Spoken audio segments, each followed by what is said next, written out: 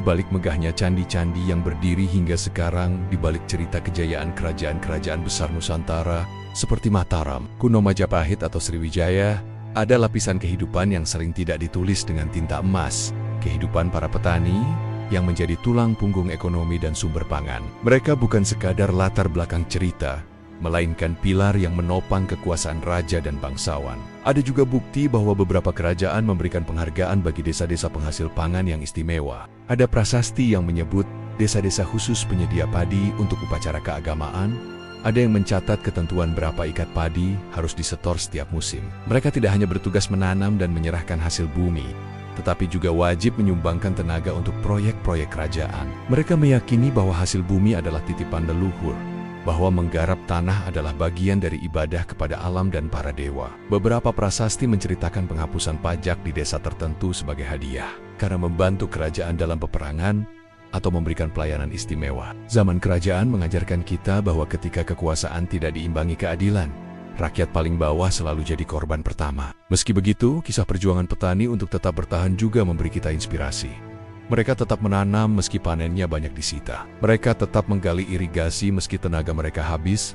Mereka tetap menghidupi desa-desa meski namanya jarang tercatat di buku sejarah. Tanpa mereka, kerajaan-kerajaan besar itu takkan pernah mampu membangun candi, menaklukkan wilayah baru, atau memelihara istana megahnya. Ada catatan tentang raja yang membebaskan pajak selama musim paceklik, atau memberikan hadiah tanah kepada petani teladan yang berhasil mengolah sawahnya dengan baik. Kita harus ingat bahwa kesejahteraan yang kita nikmati hari ini berdiri di atas sejarah panjang kerja keras mereka yang tak pernah disebut dalam buku-buku kejayaan kerajaan. Apakah kita sudah memastikan petani masa kini tidak lagi mengalami nasib serupa? Atau justru pola lama masih terulang dengan wajah baru?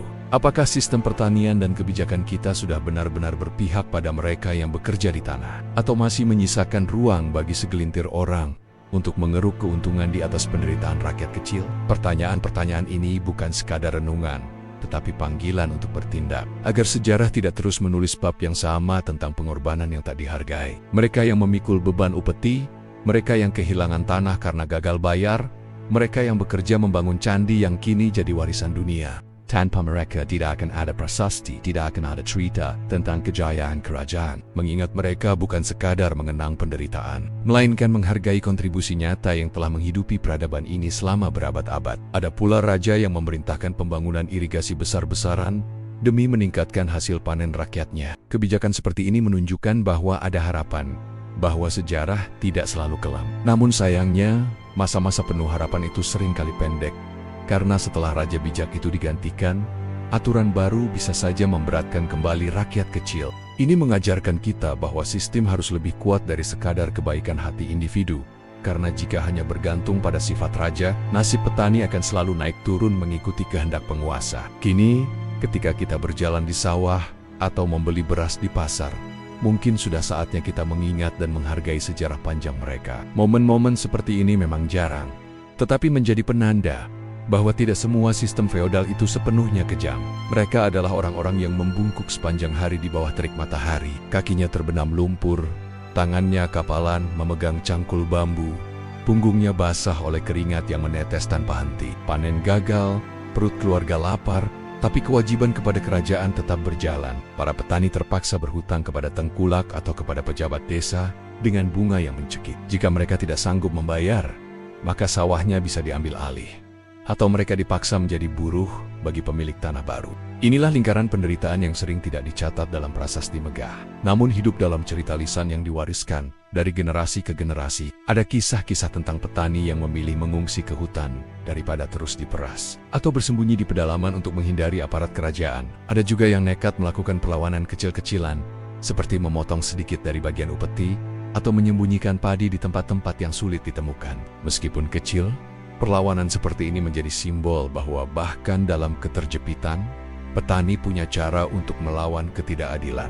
Mereka bekerja bukan hanya untuk keluarganya, melainkan untuk kerajaan yang menuntut bagian hasil bumi sebagai tanda kesetiaan. Dalam catatan-catatan kuno, bahkan ada aturan yang mengikat mereka secara turun-temurun. Tanah yang mereka garap bukan milik mereka, melainkan milik raja atau tanah sima yang sudah dihadiahkan untuk memelihara candi atau pura. Mereka tidak bisa menjual tanah itu, tidak bisa memindahkannya ke anak cucu, tanpa izin penguasa. Hidup mereka terikat pada siklus panen dan pada titah dari atas yang seringkali tidak memberi ruang untuk menawar.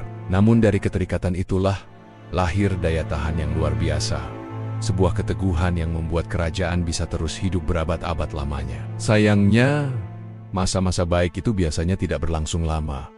Karena setelah raja bijak itu wafat, penggantinya bisa saja kembali memberatkan rakyat. Dalam perjalanan panjang sejarah Nusantara, pola naik turun perlakuan terhadap petani ini terus berulang, seolah menjadi lingkaran yang tak pernah putus. Para petani tetap menjadi tulang punggung, tetapi jarang diberi kesempatan untuk berdiri sebagai pemilik sejati tanah mereka. Di beberapa daerah, setiap musim tanam diawali dengan upacara adat, menanam sesaji di pojok sawah, atau memanggil dukun kampung untuk memohon berkah. Bagi petani, bekerja di sawah bukan hanya soal ekonomi, tetapi juga soal keyakinan dan kehormatan. Inilah sebabnya, meskipun mereka sering diperas oleh sistem kerajaan, mereka tetap bertahan dengan hati yang tabah. Mereka tahu bahwa sawah adalah hidup, meskipun hasilnya banyak disedot untuk kepentingan penguasa.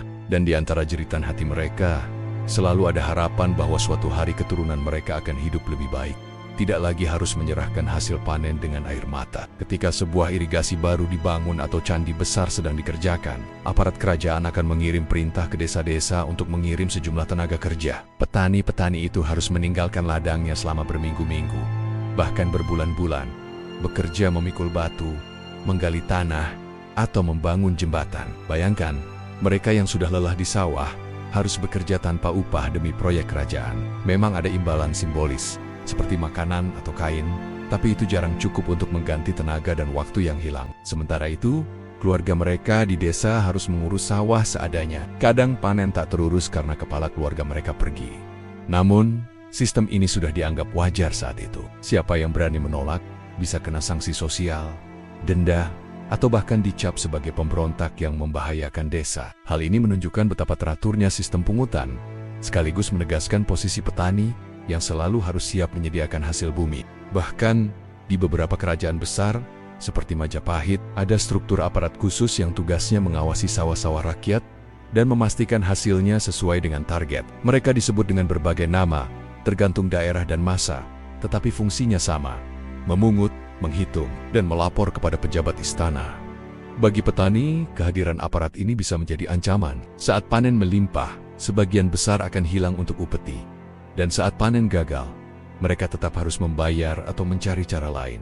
Ada kisah lisan yang menyebutkan bahwa sebagian petani harus meminjam padi kepada tengkulak dengan bunga tinggi demi memenuhi kewajiban upeti. Hutang itu menumpuk dari musim ke musim, membuat mereka terikat secara turun-temurun. Desa yang berhasil menyediakan beras dalam jumlah besar bisa diberi status sima yang bebas dari pungutan lain sebagai balas jasa. Ada juga catatan tentang upacara syukur panen yang diselenggarakan bersama pejabat kerajaan, di mana raja atau wakilnya hadir memberi hadiah kepada petani.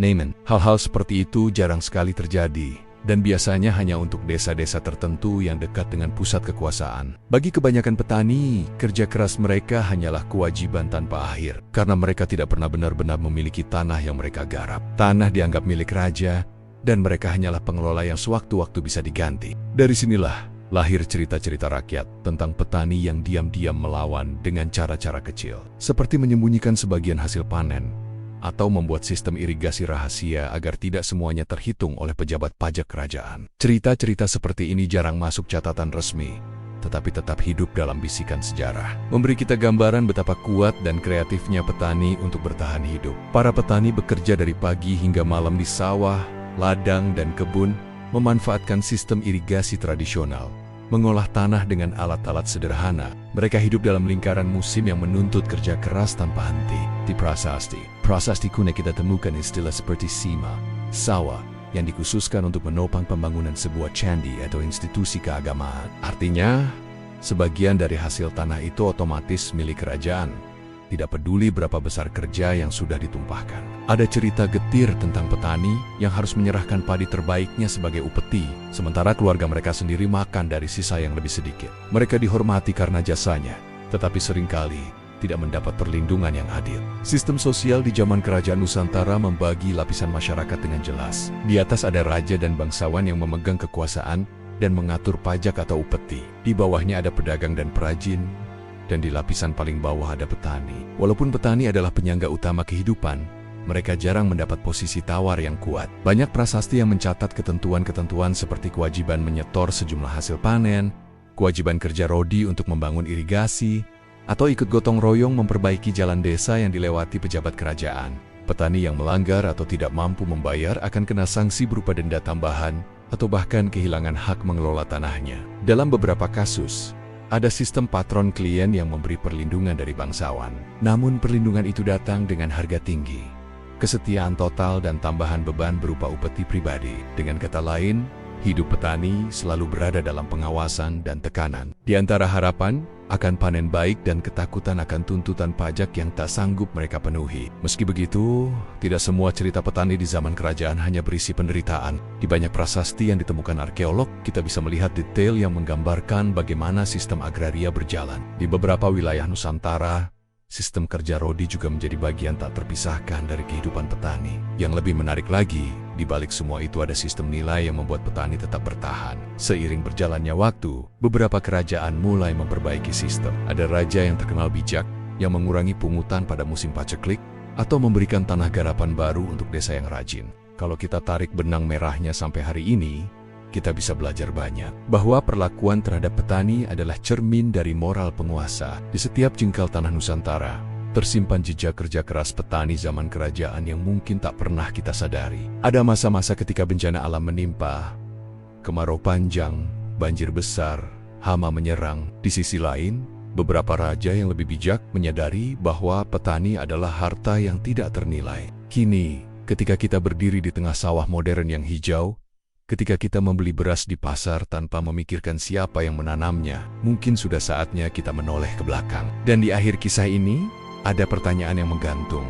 Apakah kita sudah belajar dari masa lalu itu? Kalau petani di masa lalu bisa menopang kerajaan meski diperas habis-habisan, bayangkan apa yang bisa mereka lakukan kalau benar-benar dihargai. Bukankah sudah waktunya kita menulis sejarah baru? Tulis komentarmu. Bagaimana menurutmu cara terbaik menghormati petani zaman sekarang? Like, kalau kamu percaya petani adalah pahlawan tanpa tanda jasa, subscribe untuk cerita sejarah lain yang jarang dibahas. Share biar makin banyak yang sadar, kejayaan kita dulu dan sekarang berdiri di atas jerih payah mereka.